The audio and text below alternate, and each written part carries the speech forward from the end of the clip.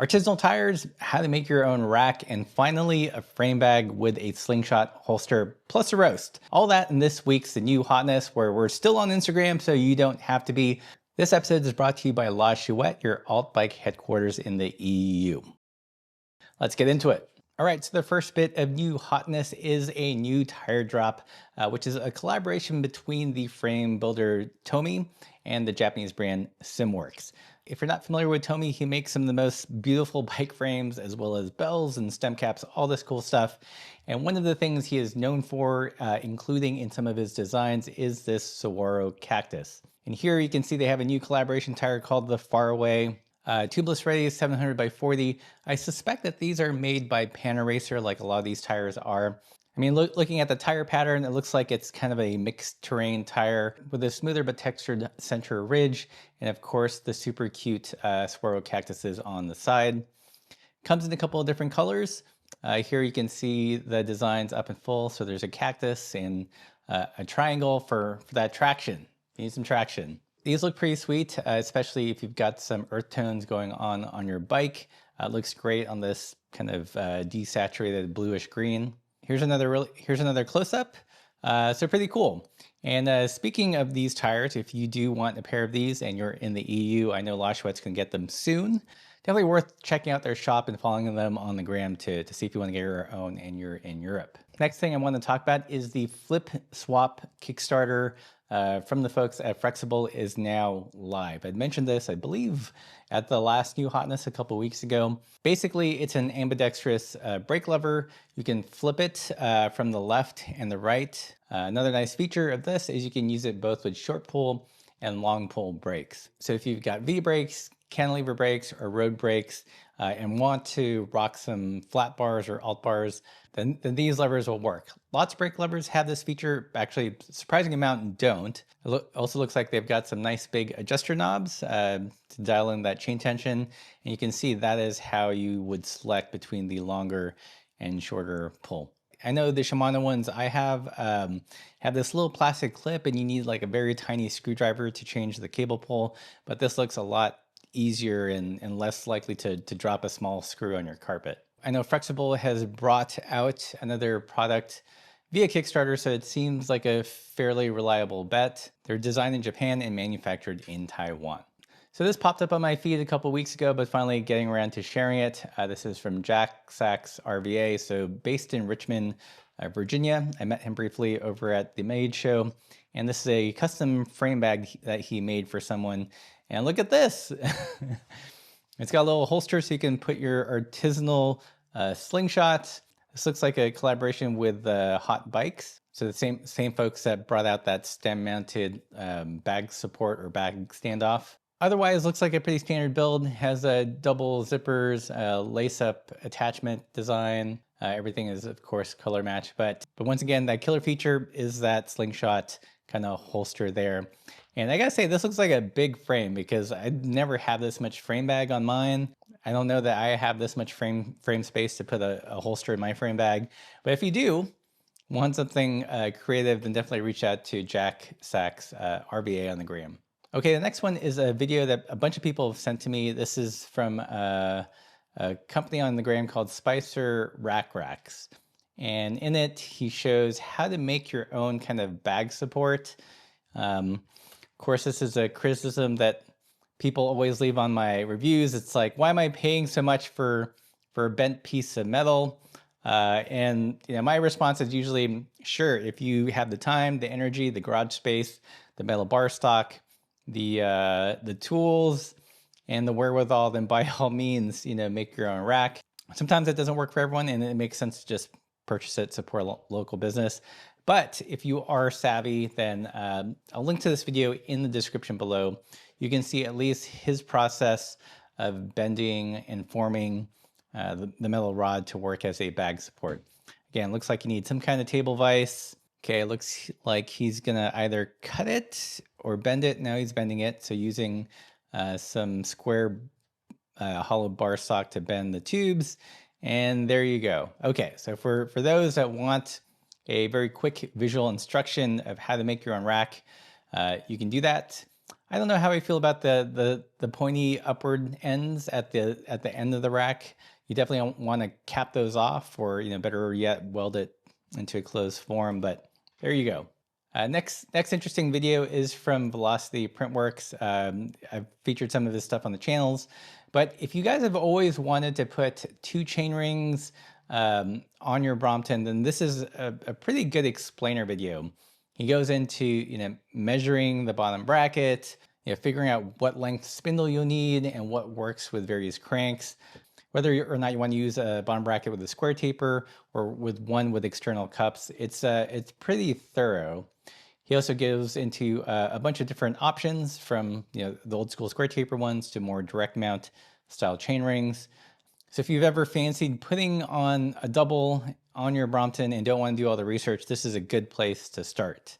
And speaking of doubles on Bromptons, this is an old video from our YouTube channel, 14 years old, by the way, where I demonstrate the foot shift on a double chainring Brompton. You gotta nudge it over and kick it, and there you go, a little instant replay.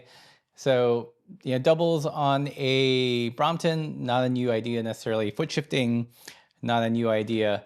I think I managed to shift to the bigger chainring once, but about 80% of the time I was getting my foot stuck into the rear wheel. So don't recommend upshifting, but will work for shifting into that smaller chainring. If you watch this far, it means you probably have good taste. And you know what's better than good taste? Is good taste and 10% off at today's sponsor, La Chouette. La Chouette is your alt bike headquarters in the EU, and they're stocked to the brim with all the goodies that you want, from SimWorks, from Blue Lug, Rivendell. Not only do they sell cool parts, but they can also make you a cool build.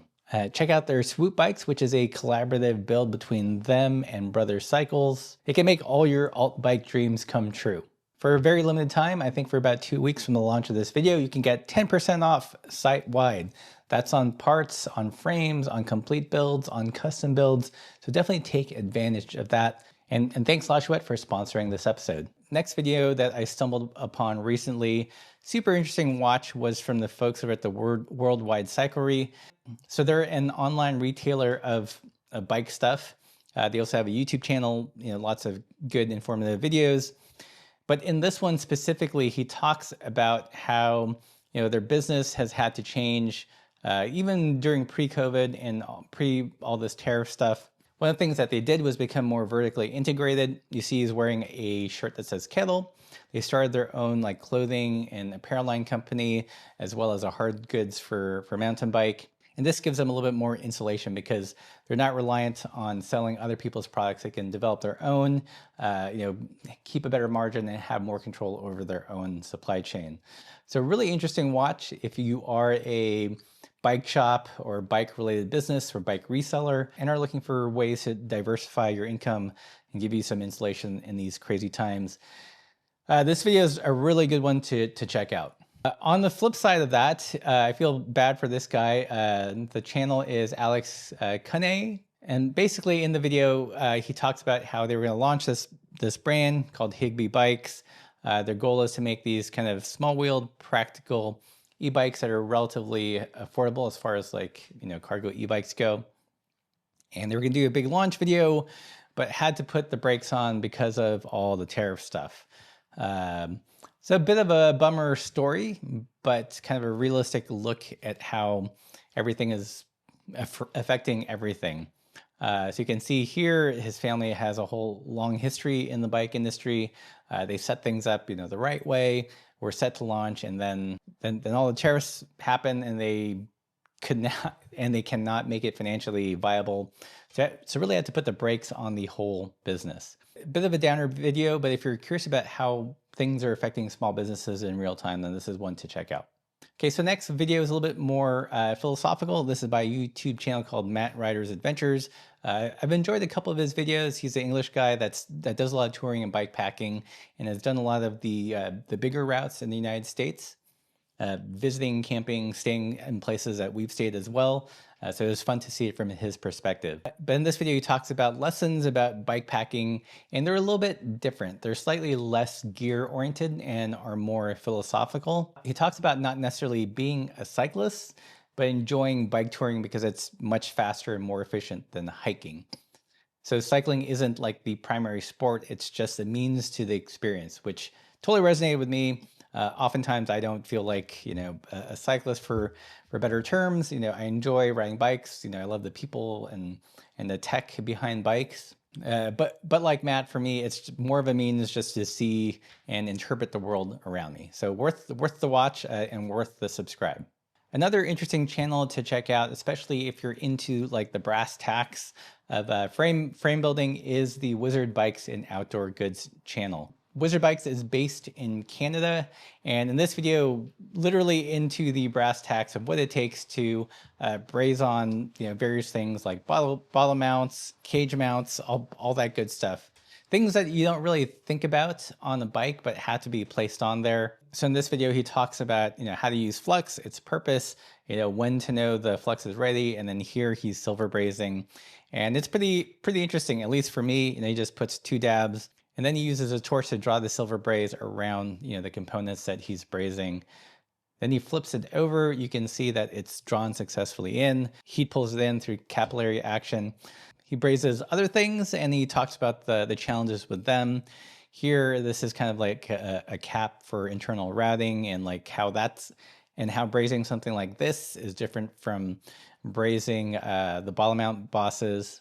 So I love channels like this where builders share information and give you a real look and real perspective into what it takes to build a bike, because things like bottle bosses you don't think is a big deal. Maybe they're riveted in by some unfeeling machine, but no, they're hand brazed in. Another channel I've been enjoying a lot lately is this one called Matthew Norway, and he's a cyclist, but also like a bike tourism promoter, in particular for the country of Norway. I think he developed an app and an online hub called Cycle Norway, and it's all about, as you would guess, like promoting cycling in Norway. So Norway has been kind of on our radar, but there's like a lot of logistical things about how to get there, how to get a bike there, where to ride, how remote is it, how do you avoid busy roads. And his YouTube channel and the Cycle Norway stuff has been a great source of information, but also inspiration. I mean, just looking at some of the videos that he posts, the scenery that they ride through the fjords, taking ferries, it just looks pretty epic. So if you're like me and are Norway curious, then definitely check out Cycle Norway, but also this channel, Matthew Norway. Okay, you guys have heard of coffee outside. How about breakfast outside? This one started getting fed through my channel, and it's actually kind of charming. It's a Korean guy, Brompton owner, lives in England. The channel is Rizal Sapi. And in this video, or in a couple of his videos, he goes out, pedals somewhere, and makes breakfast, or he goes on tour. I don't know why this is so strangely comforting. It's almost like bike camping light ASMR. You see him set up the cook kit. I think here he's making an omelet with some mushrooms and maybe some squid. I don't know, but just super relaxing to watch. Some kind of low-key bike inspiration. I know back when we lived in Portland, there was a group that did the Sunrise Coffee Club, and on one of them, the leader of that group, Chris, would bring out a torch and make some cream brulees and like little ramekins in addition with our coffee. So this kind of taps into that bikey culture that I miss so much in Portland. But cool to see, a Korean guy doing it in England as well. And speaking of bike fun, this Instagram account started popping up in my feed, and I've been really digging their vibes. I think it's sepedahan.sentil from Jakarta in Indonesia, and it's just really chill. Here they're promoting a meetup called the Soul Ride. It was put on by New Balance, Foot Locker Indonesia, a leisurely fun ride around the city with the Genjot and Margot JKT, trying out the New Balance 1000 in person. Anyways, I dig it because it's kind of like unapologetic. We're just going to chill. We're going to ride, flat pedals and sneakers and there's no shame in it. As you can see, totally dig their vibe, rocking the basket bikes. And I think it's wild that, you know, at least New Balance Jakarta is helping them out with this. I find this difficult to see happening in the States or something here in Spain. But there is something going on, you know, in places like Japan, in the Philippines, and Indonesia, where this kind of more casual, you know, party pace type of cycling is starting to take off, or at least at a very small kind of groundswell level. If you go to the Sepedahan Sentinel Instagram, again, the same vibe, slightly retro-ish, but just super fun and chill. These look pretty cool. Folding baskets. I mean, is this the next walled, bright, colorful, folding, you know, Euro style baskets? But I dig it, and it's stuff like this that honestly I miss here in Spain, especially in Girona, where everything is like go, go, go. And speaking of go, go, go, this is a screenshot of a story that I saw on that got fed to me on the gram by the brand Sportful. They had this whole campaign, which seems a little bit odd in 2025. The Fast Not Fun campaign. The copy here says, "Discover Fast Not Fun, designed for the most demanding gravel riders for limitless speed and top level performance," which is fine, I guess. I mean, isn't that just like the bike industry as a whole? Why make a whole separate campaign trying to hammer this point? This is a hegemony of a road cycling culture. It'd be different if it was fast and fun, or fast or fun, but it's like, no, don't have any fun, just focus on going fast. I don't know about Sportful. I think it's full of something else, but what do you guys think? Is this necessary in 2025? Isn't it obvious that fast is like the only thing that matters in the cycling industry? Does another sports brand need a campaign like having to beat this dead horse to death? If you want to pick up some of those new Tomy tires or other Simworks goodies and you live in the EU, then definitely take advantage of the 10% off discount code over at La Chouette. They've been kind enough to extend it to our audience. We're hoping to do more collaborative stuff with them now that we're on this side of the pond. If you're going through Paris, definitely worth a visit this summer. And until next time, keep the supple side down.